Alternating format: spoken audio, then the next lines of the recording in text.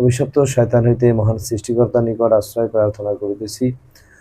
প্রার্থনা করিতেছি তাহার উপস্থিতি হইতে আত্মগোপন করে কুমন্ত্রণা দেয় মানুষের অন্তরে, জিনদের মধ্য হইতে মানুষের মধ্যে। দয়াময় করুণাময় পরম দয়ালু পরম করুণাময় অতি দয়ালু মহান সৃষ্টিকর্তার নামে শুরু করিতেছি। আল কোরআন সূরা আল হুমাজা, অর্থ পরনিন্দাকারী। এখানে বলা হয়েছে দুর্ভোগ। প্রত্যেকের যে সামনে নিন্দাকারী ও পিছনে গীবতকারী, যে সম্পদ জমা করে এবং বারবার গণনা করে, সে মনে করে যে তার সম্পদ তাকে চিরজীবী করবে। এখন দুর্ভোগ কাদের হবে, কষ্ট কাদের হবে, যন্ত্রণা কাদের হবে? এখন যারা নিন্দা করবে, মানুষকে হেয়পূর্ণ করবে, ছোট মনে করবে এবং সমালোচনা করবে, এবং যে সম্পদ জমা করবে এবং বারবার গণনা করবে। এখন এই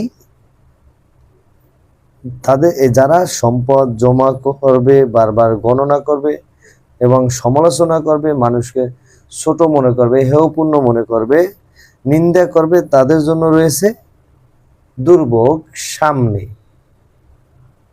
এখানে একটা প্রশ্ন, সামনে রয়েছে দুর্ভোগ। কি দুর্ভোগ?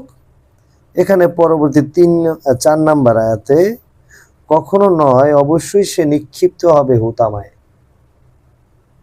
এখন যারা এই পরনিন্দা করবে এবং গীবাত করবে, সম্পদ জমা করবে, বারবার গণনা করবে, চিরজীবী হওয়ার আশায়, এখন অবশ্যই সে নিক্ষিপ্ত হবে হোতামায়।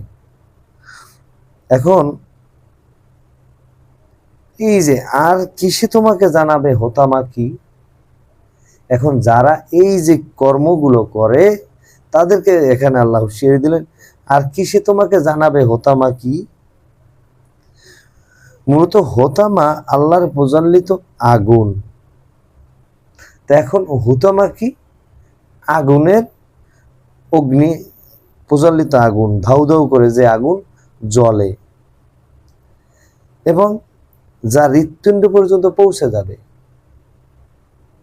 নিশ্চয়ই তাদেরকে আবদ্ধ করে রাখবে প্রলম্বিত স্তম্ভ সমূহে।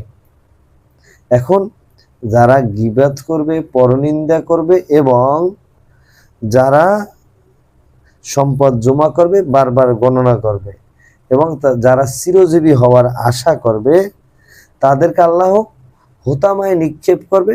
সেখানে থাকবে আগুন আর আগুন, আর সে আগুন মানুষের হৃৎপিণ্ড পর্যন্ত পৌঁছে যাবে। আর ওই আগুন থেকে বের হওয়ার কারো কোনো সুযোগ থাকবে না, ওই আগুনেই থাকতে হবে। কি করা হবে? মানে নিশ্চয়ই তাদেরকে আবদ্ধ, মানে বেঁধে রাখা হবে ওই আগুনে প্রচলম্বিত স্তম্ভ সমূহে। যে আগুনের যে গোলা বা আগুনের যে রয়েছে, ওখানে বেঁধে রাখা হবে। আর হোতামা হইছে একটা জাহান্নাম, তাই জাহান্নামই আগুন থাকবে আর সেখানেই মহাশাস্তি হবে। তাহলে আমরা আল্লাহ যে এখানে নিষেধ করেছেন, যেটা যে পরনিন্দা করা, গীবাত করা, সম্পদ জমা করা, বারবার গণনা করা, এগুলো আমাদের করা যাবে না। এখানে একমাত্র আল্লাহর উপরে নির্ভর করতে হবে। সম্পদের যে বিধান রয়েছে বা আইন রয়েছে, সেই আইন অনুযায়ী সম্পদ ব্যয় করতে হবে, তাহলে হোতামা থেকে রক্ষা পাবে। এজন্যই এখানে আল্লাহ উল্লেখ করেছেন সামনে রয়েছে দুর্ভোগ। যারা এই 5টি বিষয় যে উল্লেখ রয়েছে এ ধরনের অপকর্ম করবে, তারাই প্রজ্বলিত আগুনে তারা আবদ্ধ করে রাখবে মহান সৃষ্টিকর্তা। তা আসুন আমরা কোরআন আলোকে কোরআন বুঝি এবং হোতামা থেকে আমরা আল্লাহর কাছে মুক্তি চাই। ধন্যবাদ।